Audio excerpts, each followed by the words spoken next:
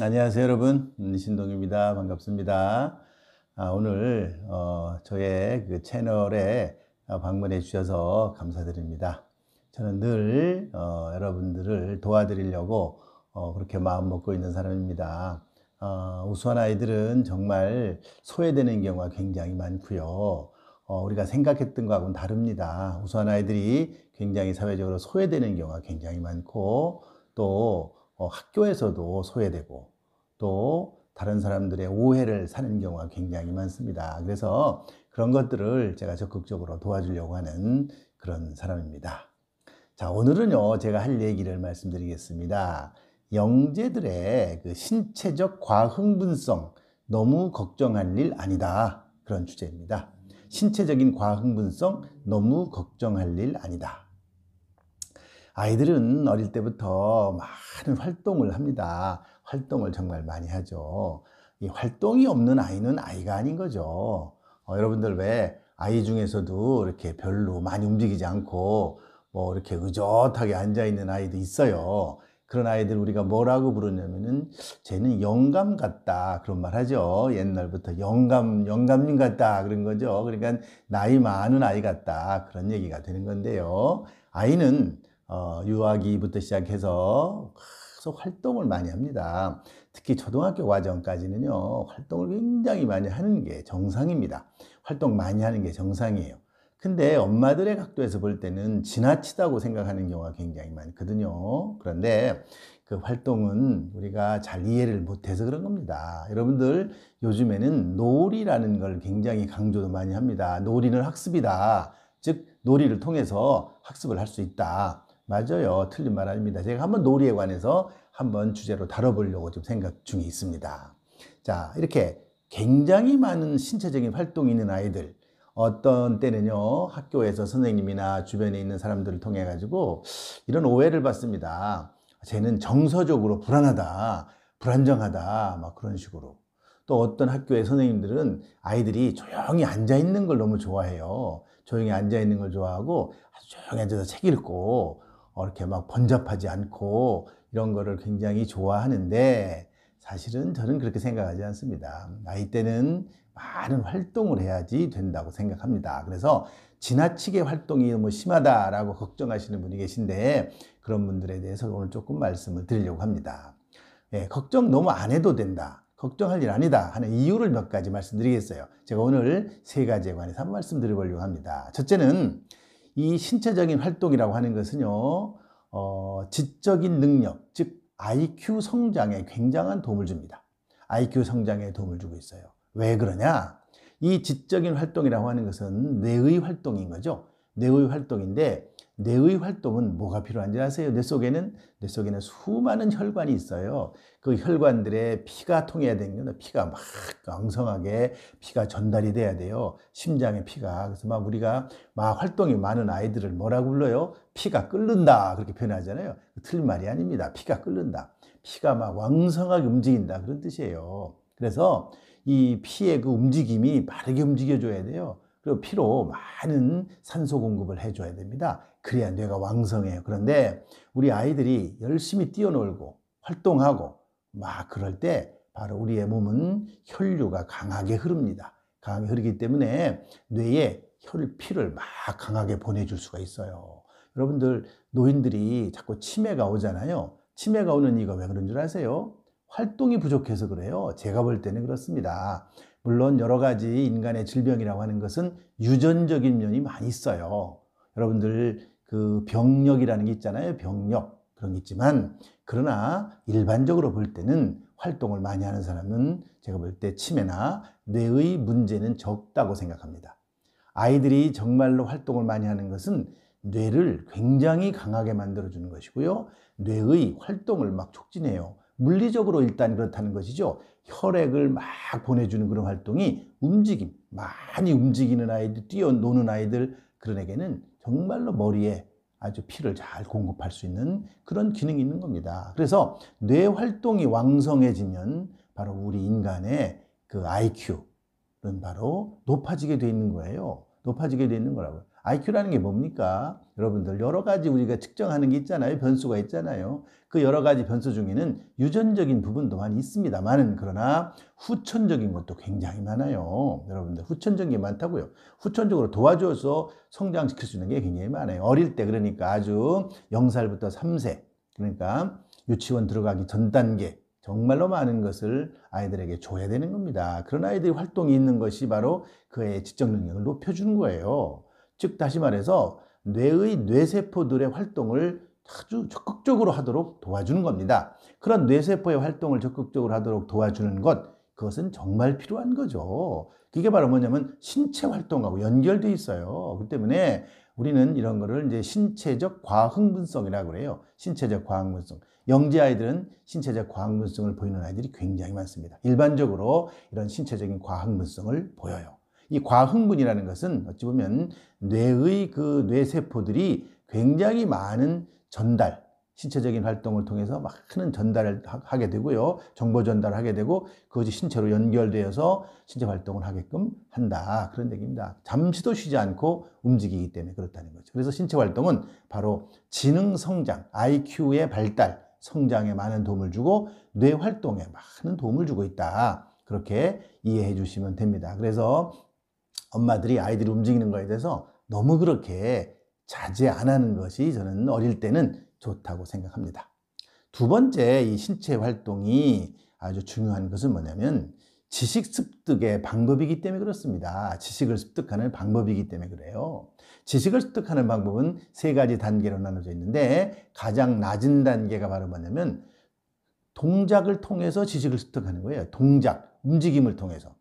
조금 크면은 아이코닉한 스테이지라고 해서 아이코닉, 즉 영상을 통해서 지식을 습득하고요.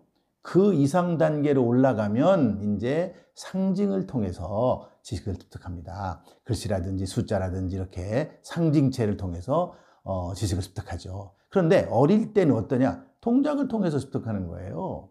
이건 뭐 제가 분류한 게 아닙니다. 유명한 학자 브루너라는 학자에 의해서 설명이 되는 거예요. 여러분들 브루너라는 학자 한번 찾아보세요. 브루너.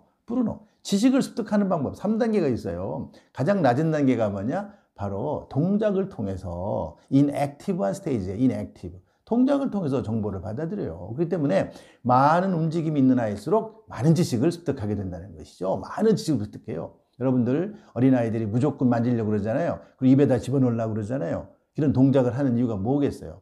그것에 대해서 알려고 하는 것 때문에 그래요.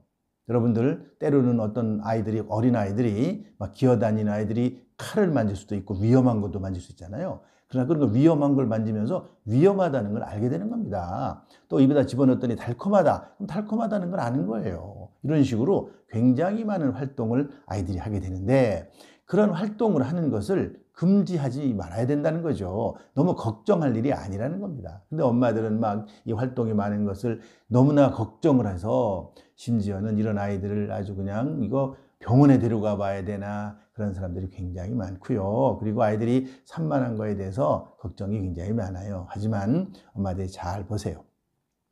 병적으로 산만한 건지 아니면은 지식을 습득하기 위해서 산만한 건지 잘 보실 필요가 있어요. 대부분 일반적으로 아이들은 많은 것을 만지려고 그러고 많은 것을 막 뒤집어 풀려고 그러고 쏟으려고 그러고 어디든지 막 뛰어들려고 그러고 그런 경우가 굉장히 많습니다. 그러나 위험한 거를 제외하고 엄마들이 그런 거는 잘 보시지만 그러나 위험하지 않은 일 그런 일들은 많이 하게끔 유도해 줘야 되고요. 그리고 많은 경험을 할 수 있도록 도와주셔야 된다. 그런 얘기가 제가 오늘 하려고 하는 그런 얘기입니다. 그 다음에는 세 번째 신체 활동은요. 또 뭐가 이제 우리가 걱정할 필요가 없느냐 뭐 때문에 어느 정도 시간이 지나면 발달을 하게 되면은 조금씩 줄어든다는 겁니다. 과흥분성, 과잉행동, 뭐 그래서 우리가 보통 엄마들이 제일 걱정하는 것이 ADHD가 아닌가 이런 걱정을 많이 해요. ADHD라고 하는 것은 사실 주의력이 결핍되고 과잉행동을 보이는 아이들을 ADHD라고 그러잖아요. 그런데 이 ADHD, 순수한 병적으로 나타나는 ADHD하고 영재들이 보이는 과흥분성하고는 조금 달라요. 뭐가 다르냐? 병적으로 나타나는 이런 ADHD는요, 어떻게 나타나느냐면은 이렇게 나타납니다. 집중을 못해요. 어떤 것에든지. 자기가 관심 있고 흥미 있고 이런 것에도 집중을 못하고 늘 주의를 집중하는 것 같지만 전혀 듣지 않는 겁니다. 예를 들면은 ADHD 학생들 특징은 이런 겁니다. 즉 이런 행동이 오랫동안 지속되는 걸 말하는 건데요. 학교에서 선생님을 바라보고는 있지만 전혀 집중을 하지 않는 거예요. 집중을 한다는 게 뭡니까? 그 선생님을 바라보고 선생님이 말을 하는 거를 내가 그걸 받아들이고 그리고 그걸 생각해 보고 그다음에 반응을 하고 이런 걸 말하는 거죠. 그리고 받아들이고 반응이 있어야 돼요. 반응이. 그런데 ADHD 애들은요. 그 반응이 없는 거예요. 반응이 너무나 약해요. 미약해요. 선생님이 질문을 해도 뭔가 듣기는 들고 나를 쳐다보고 선생님을 바라보고 있었는데 전혀 알아듣지 못하고 무슨 소리인지 모르는 이런 일이 굉장히 많고요. 그리고 목적이 없이 무의미한 행동을 막 하는 거예요. 무의미한 행동. 그러니까 어떤 일을 하기 위해서 어떤 행동을 하는 게 아니고 어떤 목적을 가지고 행동을 하는 게 아니고 목적 없이 행동하는 경우가 굉장히 많죠. 이게 바로 ADHD입니다. 그러나 영재들이 보이는 그런 과흥분성이라는 것, 신체적인 어떤 활동, 이런 신체적인 과흥분성이라고 하는 것은요, 대단히 목적이 있어요. 그리고요, 또 우수한 아이들은 흥미 없는 거는 안 하려고 그래요. 흥미 없는 거는 안 하려고 그러고 흥미 있는 거를 하려고 그러는데요. 그 중에 참을성이 있는 아이들은 논리적인 아이들이지만 참을성이 거의 없는 아이들은 창의적인 아이들이거든요. 거기서 우리가 묘하게 구분을 할 수 있어야 돼요. 참을성 있는 아이들은요, 목적을 달성하기 위해서 참아요. 잘 참아내요. 싫은 것도 잘 참아내. 그런 아이들은 키우기가 아주 좋죠. 아주 쉽죠. 학교에 가서도 잘 하니까. 그러나 창의적인 아이들은요, 그 참는 거를 아주 못 견뎌합니다. 싫은 거를 참아내는 거를 못 견뎌합니다. 그렇기 때문에 그런 아이들에 관해서 우리가 한번 좀 관심 있게 보셔야 돼요. 행동이 좀 심하다 이런 아이들도 우리 아이가 창의적인 아이고 우수하다고만 하는 것이 증명되면, 또 한 가지는 그 아이가 좋아하는 일, 흥미 있어 하는 일, 그런 일에는 집중을 잘 한다는 거죠. 게임이라든지 어떤 레고를 한다든지 그럴 때는 집중을 엄청나요. 유치원 아이들인데요. 5시간씩 집중한다고 하는 그런, 제가 상담을 하다 보면 그런 막 엄마들이 얘기를 하는 걸 많이 봅니다. 대단한 거죠. 그러나 또 이런 것도 있어요. 아주 어린데, 아주 유아기 아이가 5시간씩 어떤 일에 몰두한다. 너무 좋은 것 같지만, 그러나 그거는 조금 자제시켜 줘야 돼요. 여러분들, 아무리 좋은 거라도 발달 단계에 따라서 자제할 거는 자제해야 됩니다. 여러분들, 좋은 음식이라 그래가지고 계속 먹으면 안 돼요. 여러분들, 우리 몸에 좋은 음식이다 그래가지고 막 그것만 먹으면 됩니까? 아닙니다. 우리 몸은 건강하려면은 고르게 섭취를 해야 됩니다. 고르게. 영양분을 고르게 섭취해야지 한 가지만 집중적으로 먹으면 안 되는 것처럼 아이도 집중해서 좋아하는 것도 어느 정도 하면, 그 다음에 또 다른 일도 자꾸 시켜야 돼요. 돌아가면서. 그래서 밖에 나가 활동도 하고 집에서 책도 보고 그 다음에 뭐 여러 가지 활동을 고르게 하게끔 이렇게 해줘야지, 어떤 일을 잘한다고 그래가지고 그것만 시키면 나중에 가면 그것 때문에 문제가 발생할 가능성이 굉장히 많아요. 왜 그러냐면은 어릴 때는 아직 어린아이이기 때문에 그래요. 우리가 영재라 그래가지고 어른이 아닌 거예요. 영재도 어린 영재거죠. 가능성이 있다는 것이지 걔가 뭐 큰 업적을 만든 게 아니잖아요. 가능성이 있다는 거예요. 그래서 그 가능성을 앞으로 살려주기 위해서는 부모님들이 조금씩 자제할 부분은 자제시켜야 돼요. 그러니까 아이가 5시간씩 레고를 한다. 그럴 때는 엄마가 한 2시간 선에서, 제가 볼 때는 2시간 이내로 자제해 주는 것이 필요하고요. 그리고 아이가 또 활동, 바깥에 외부 활동도 좀 시켜주시고, 그리고 또 아이가 막 관심 있게 뭔가를 막 찾아보고 그런 거 한다 그러면 그때도 또 엄마는 좀 지켜보는 것이 필요해요.